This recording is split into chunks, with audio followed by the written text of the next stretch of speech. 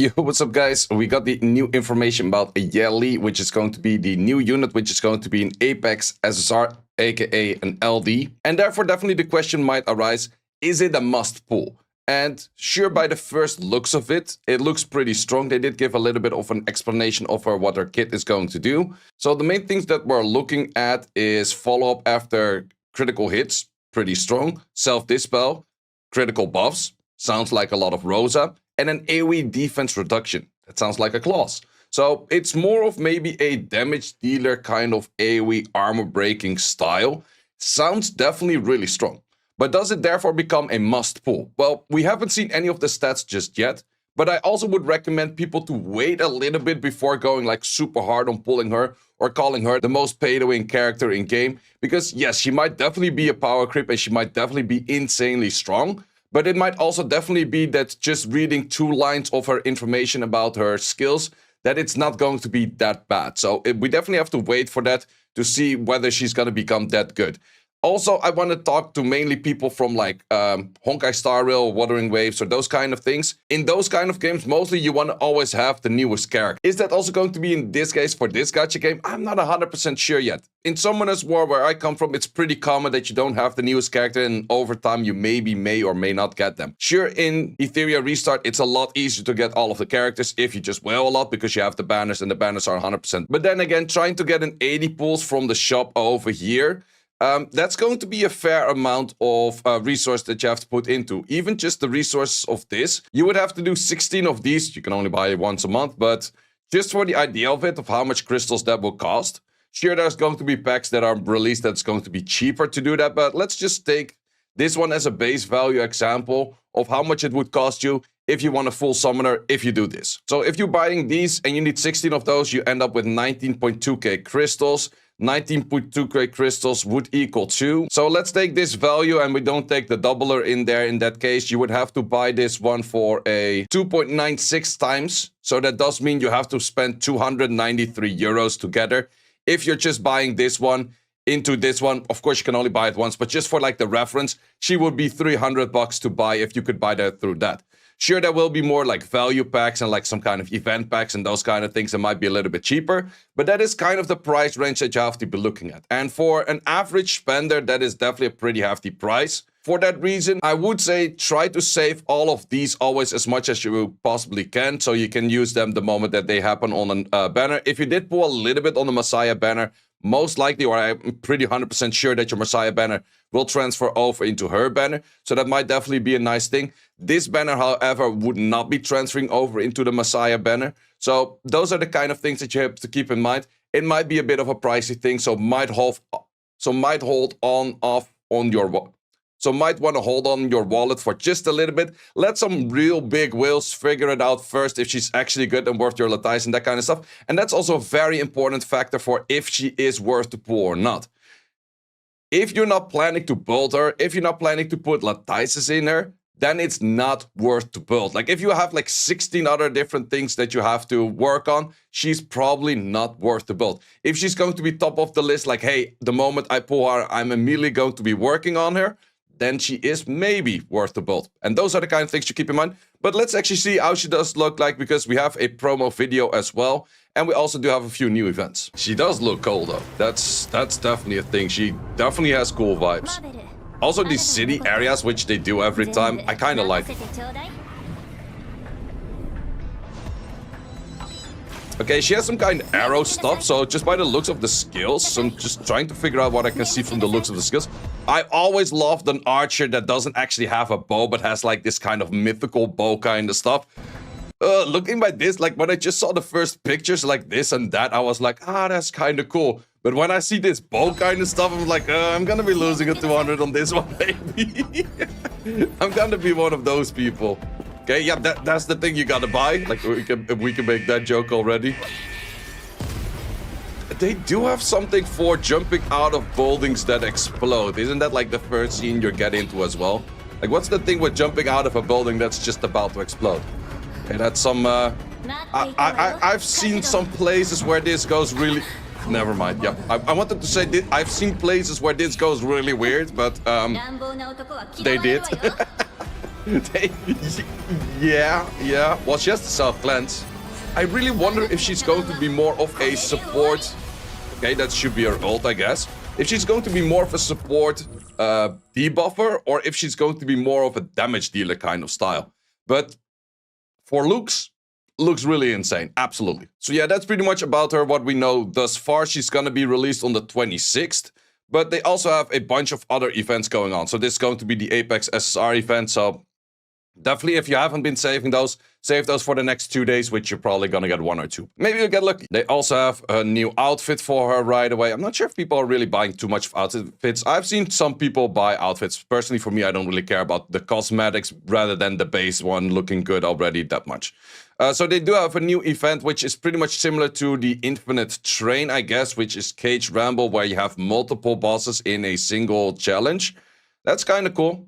We did have that in other games as well. I've seen it before in Summoners War. It's kind of fun. It really does depend like how well they do or do not work that out. Because sometimes it's really cool, sometimes it's not that cool. Then they also have a whole bunch of gameplay changes, which I'll just switch back and forth in the game and then talk about those if I think it's useful or not useful, and what other things I would have liked to see in the game. So first of all, they're going to add the AnySync Echo stages 37 to 30 or 42. Currently for AnySync Echo, I think there's in Europe people that are getting pretty close to finishing it. Yeah, I think there's a bunch of people at 35 at the moment. I'm sitting currently at Nico Nana, which is kind of an annoying stage, but I think it is somewhat doable if I get a little bit of upgrades. And then let's just scan through here which ones I would say are more relevant rather than anything good. Also, new story stage, Animus Doki.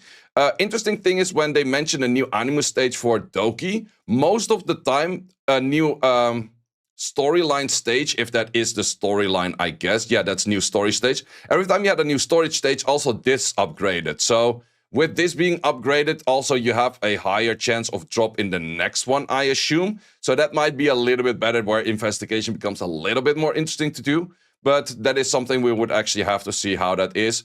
But also this might give a few extra achievements and those kind of things, which free rewards always good. Yeah, so this one is definitely a big change. It's all written in like small lines of kind of whatever things, like incorrect reset timers, like no one really cares that much. But this one where you can actually have like a fundamental change to a boss where you can now dot it, I assume.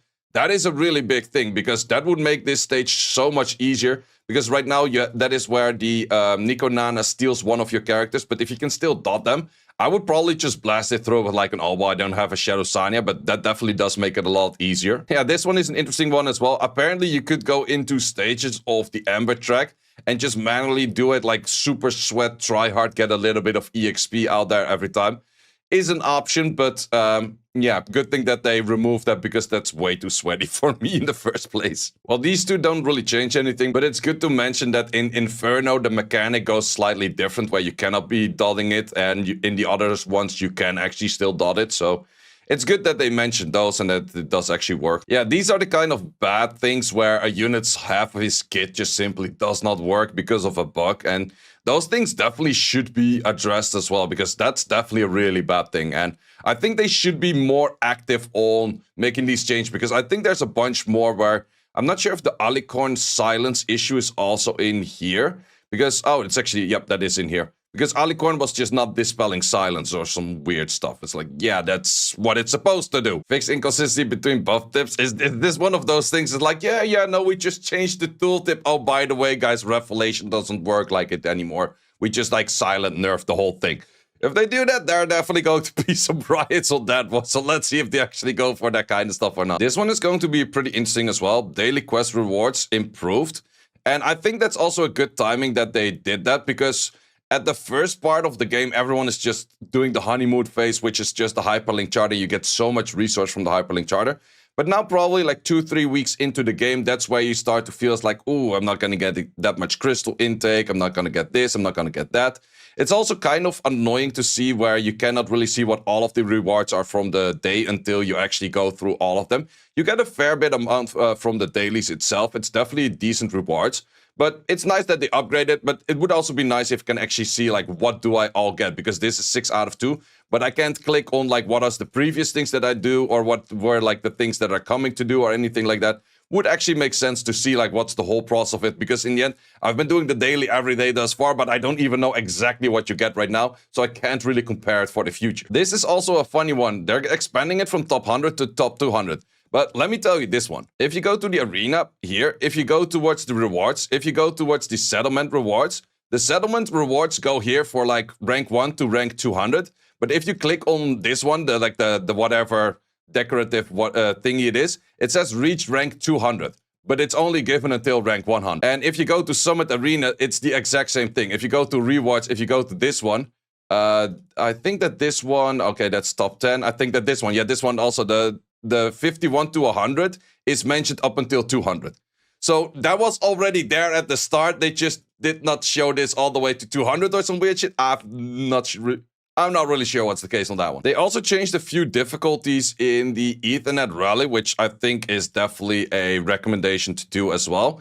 And those are a few particular ones. Let me grab those. So it's mainly focused on this last floor where this Tiamat is based on HP damage dealing. I did clear one because if you just make it never give a turn, you can definitely clear it. But it was a little bit harder to do on this one. I need like perfect rotations to do it.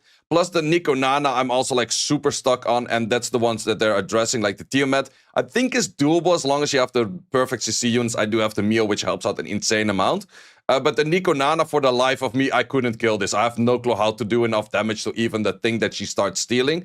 And yeah, that was just a really rough run right there. Let's see what kind of rank I'm currently at. Earlier was like around like 28 or so, but I think probably multiple people. I'm 38 right now. More people probably started clearing a little bit more in here right now because of the upgrades that they got over the double drop weekend. But it's definitely good to see that. I would say the Nico Nana one felt really impossible. The Tiamat one is hard, but if you have the right units that you never can give the whole team a turn with probably like an Obo and a Kraken and blah, blah, that kind of stuff, it is somewhat doable, but it's still, the moment the Tiamat get one turn, skill 3, max HP scaling, whole team dead. And that is about it. There's definitely a few bugs in the game, which I would say, well, actually, I figured out one bug earlier today, which is going to be something that I would have also liked to see change in the first place. So if you go to your Ether Arena, it will be really nice if your defense is locked in with the gear, same as that you have in the United Front, in the guild battle. But I was checking this. I was going over here. So I logged out about like 9 to 10 hours ago yesterday. So if we check this defense over here, let's see how this defense looks like. Okay, so my Mio moves second in here, right? So whatever I win or lose doesn't really matter in this case. But my Mio moves second, so it is locked in place where it moves second. Then we check the fight right after, and for the life of me, I have no clue. I didn't switch gears or anything, but Mio is moving all the way over here. And then for the whole night, the Mio was moving all the way at the end every time, which absolutely did not make any sense to me. Like, I have no clue why. And that is one of those things, I think it was just straight up bugged. And even the one that this one, I have no clue why this is the case in the first place, but sure.